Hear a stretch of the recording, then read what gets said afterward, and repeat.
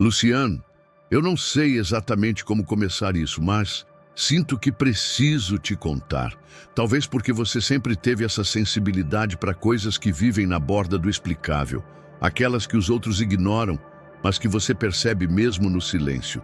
Ou talvez porque, se eu não colocar isso no papel, vai acabar me sufocando. Faz semanas que não durmo direito. Sempre que fecho os olhos, vejo aquele rosto, pálido, quase sem forma, e aqueles olhos arregalados, me observando no escuro.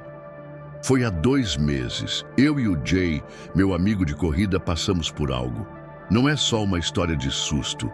É algo que mudou a forma como eu vejo a noite, o silêncio, o mundo mesmo. Eu nunca fui o cara da academia, desses que correm maratona por prazer. Mas gosto de manter o corpo em movimento, sabe? Sentir que tô vivo. Já o Jay, ele é praticamente de outro mundo. Todo durão, resistência absurda, sempre me puxando, sempre indo além. A gente costumava correr à noite pelo meu bairro, um lugar calmo, organizado, com ruas bem iluminadas e casas iguais, lado a lado, como peças de um jogo de montar. À noite, tudo ali ganhava uma calma reconfortante. As luzes dos postes criavam uma sensação de segurança artificial, mas convincente. Era o tipo de ambiente onde você baixa a guarda, porque o perigo parece impossível. A gente aproveitava esse clima para correr tarde, quando o ar já estava mais fresco e o mundo parecia suspenso por um fio invisível. O bairro era estruturado em torno de uma rua principal, daquelas largas por onde tudo se conecta. Dela saíam várias ruas menores, como raízes de uma árvore. Essas vias sempre levavam de volta à principal, e lá no final havia um velho caminho de terra que seguia até áreas mais afastadas, fazendas, terrenos abandonados, lugares que a cidade parecia ter esquecido. Durante o dia, tudo isso era bonito, mas à noite era como se o próprio tempo ali segurasse a respiração. Naquela noite, a gente decidiu sair do percurso habitual. A rua principal já não nos desafiava. Queríamos algo mais puxado, mais longo. A ideia era sair da minha casa, cortar pelo bosque usando um caminho estreito, cruzar uma das ruas laterais e seguir até o trecho de terra. A intenção era sentir o esforço, testar os limites. Enquanto corríamos, conversávamos besteiras, histórias antigas, casos do colégio, quem pegava quem. Aquelas trivialidades que parecem imensas quando a vida era mais simples. O céu estava limpo. As estrelas pareciam espetos fincados num pano escuro e o som dos nossos passos no asfalto fazia um ritmo hipnótico, quase ritualístico. Foi então que ouvimos os passos. No início, não demos muita importância. O bosque é movimentado por corredores, ciclistas, gente que corta caminho a pé. Mas logo ficou claro, os passos estavam acompanhando os nossos, ritmados, precisos. Quando a gente acelerava, eles aceleravam. Quando diminuíamos para respirar, eles também desaceleravam. Não era coincidência. Olhei para o Jay. Ele estava com o maxilar travado, os olhos fixos à frente, como se quisesse acreditar que aquilo era normal. "Você está ouvindo isso?" Sussurrei. Ele assentiu sem virar o rosto. Aquela tensão invisível foi se esticando dentro de mim como um elástico prestes a estourar. O coração disparado, mas não pela corrida. Era medo puro, instintivo. Estávamos a poucos metros da rua iluminada. Aumentamos o passo, quase correndo agora. Assim que atravessamos a última sombra e entramos na luz dos postes, paramos e olhamos para trás. Nada. O caminho estava vazio.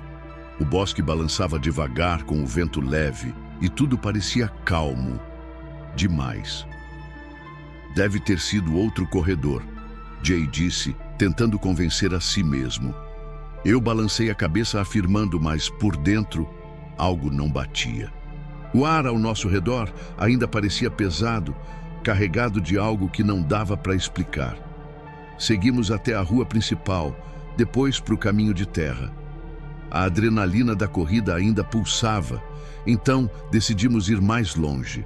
Esse caminho não tem luz, só escuridão e árvores dos dois lados, formando um túnel natural. A lua mal iluminava. Nossos passos levantavam poeira que pairava no ar, visível por alguns segundos antes de desaparecer. Corríamos em silêncio agora, atentos. Algo naquela noite tinha virado. Avançamos por cerca de 1 quilômetro antes de decidir voltar. Foi então que eu vi. No momento em que virei para retornar, percebi um vulto escuro se movendo rápido entre as árvores, à esquerda. Foi questão de segundos. Mas não foi ilusão. Era uma silhueta alta, ágil, que desapareceu no mato como se tivesse sido puxada. Meu estômago virou. Jay, eu vi alguém ali. Minha voz saiu mais baixa do que eu pretendia. Ele riu nervoso e disse: "Você está viajando. Está cansado." Talvez eu estivesse mesmo. Talvez... Começamos a voltar. O caminho parecia mais escuro agora. Cada galho que balançava, cada folha que caía, soava como um sinal. E então, quando já víamos as primeiras luzes da estrada principal, aconteceu. Um som. Não era exatamente um farfalhar. Era mais grave, como galhos sendo deslocados por algo grande. Uns 6 metros atrás de nós, dentro das árvores. Paramos ao mesmo tempo. Um instinto gritou dentro da gente. Viramos. E lá estava ele. Uma figura parada no meio do caminho de terra, de costas.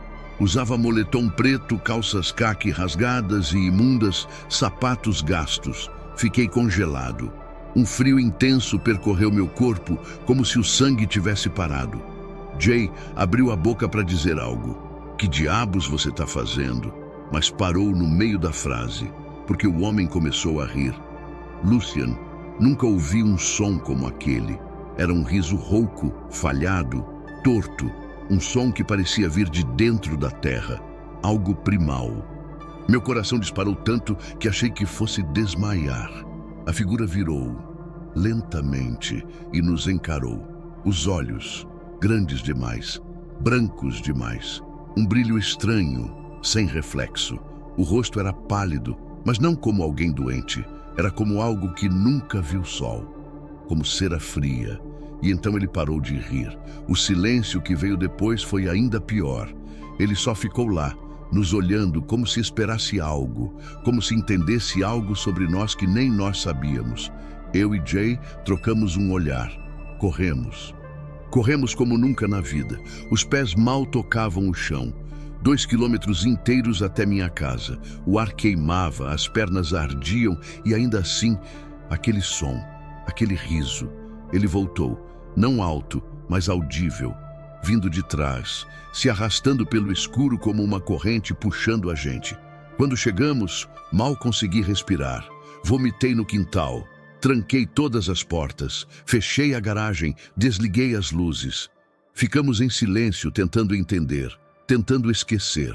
Nunca mais corri no bairro à noite, Lucian. E às vezes, quando o vento bate nas janelas ou as árvores lá fora se agitam mais do que deveriam, eu juro que escuto aquele riso. Abafado, distante, como se ainda estivesse lá, esperando. Não sei o que era aquilo, não sei quem era.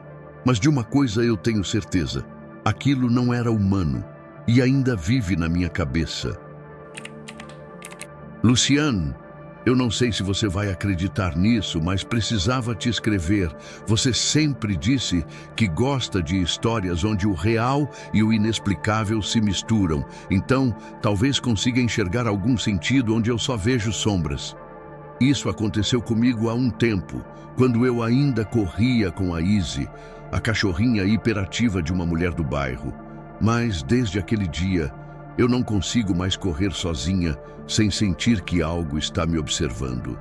Vou te contar tudo, exatamente como aconteceu, e talvez você consiga me dizer se estou louca, ou se realmente vivi algo que não se explica. Naquela época, eu era júnior no ensino médio, corria cross-country e pista. Nunca fui a mais rápida do time, mas tinha fôlego. Podia correr por horas, me perdendo no som dos passos, no ritmo da respiração. Morava num bairro rural, quieto, perto de um bosque grande.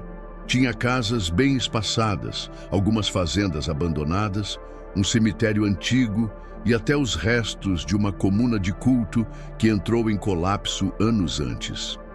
Era um lugar estranho, mas eu gostava do isolamento. Uma mulher do bairro me contratou para correr com a Izzy, o filhote dela que não parava quieto. $10 por corrida. Fácil, né? Eu treinava, ela se cansava, todo mundo ganhava. Meus pais sempre me alertaram para não correr sozinha por aí, principalmente em lugares afastados. Mas eu achava exagero. Sou rápida, eu pensava. Se algo acontecer é só correr. Até aquela noite eu realmente acreditava nisso. Era fim de tarde. O céu laranja, o sol se despedia devagar atrás das árvores e as sombras se estendiam pela estrada como dedos compridos tentando agarrar alguma coisa. Levei a Izzy para uma corrida mais longa, aproveitando o ar fresco do entardecer. O som era o de sempre, minha respiração, os latidos baixos da Izzy, o baque ritmado dos meus tênis contra o asfalto. De vez em quando, um pássaro batia asas ou um cachorro latia ao longe. Mas quanto mais eu corria, mais o silêncio crescia, como se o mundo estivesse prendendo a respiração. Chegamos a um trecho da estrada ladeado por floresta dos dois lados. Árvores densas, escuras, o tipo que parece engolir a luz. Foi aí que a Izzy parou. Do nada, ela estacou, orelhas em pé, corpo rígido, e começou a encarar o bosque. Um som estranho escapou dela, um gemido baixo, como um choro contido. Segui o olhar dela. No início, não vi nada além de sombras, mas então, entre dois troncos, um rosto, um homem. Baixo, talvez uns 30 anos, usando um chapéu puxado até os olhos, jaqueta grossa, mesmo com o calor da estação, e luvas. Ele me encarava, sem piscar. Meu coração deu um salto. Tentei racionalizar. Um caçador, um andarilho, talvez.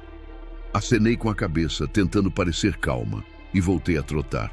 Mas o peso daquele olhar continuava grudado em mim, como se me arrastasse pelo ombro.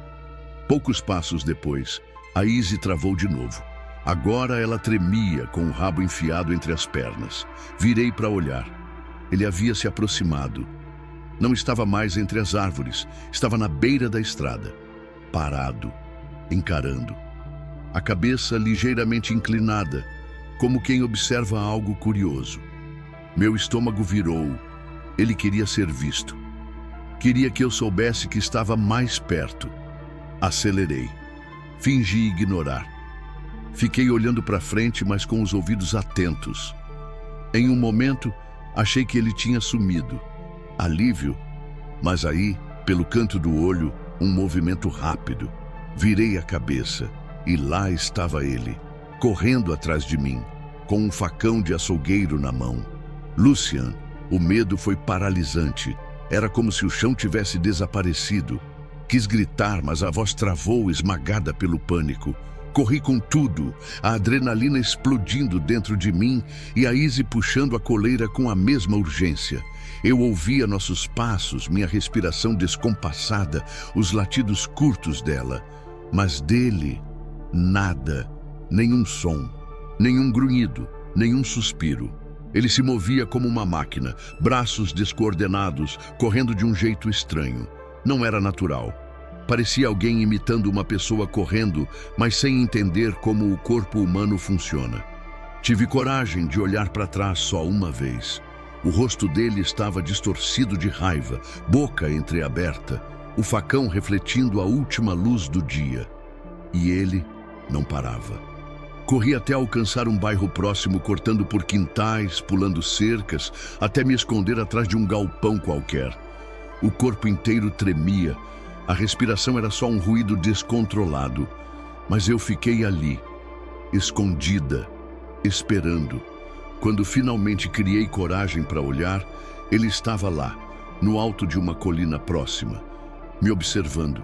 O facão pendia da mão dele, O peito subia e descia como se tivesse corrido também, mas o rosto vazio, sem raiva, sem emoção. Só aquele olhar frio, fixo, como se estivesse entediado, como se tivesse perdido o interesse. Um carro passou, os faróis varreram a colina e ele simplesmente virou de costas e voltou para o bosque. Sem pressa, sem medo, e desapareceu entre as árvores. Eu nunca contei para ninguém, Luciano. Não queria que meus pais me proibissem de correr, mas desde então, nunca mais fui a mesma. Não sei o que ele era, um doido, um resquício da comuna ou algo pior. Só sei que às vezes, quando estou sozinha na estrada, sinto um peso atrás de mim, um silêncio que não se encaixa, e me pergunto se ele ainda está por lá, esperando.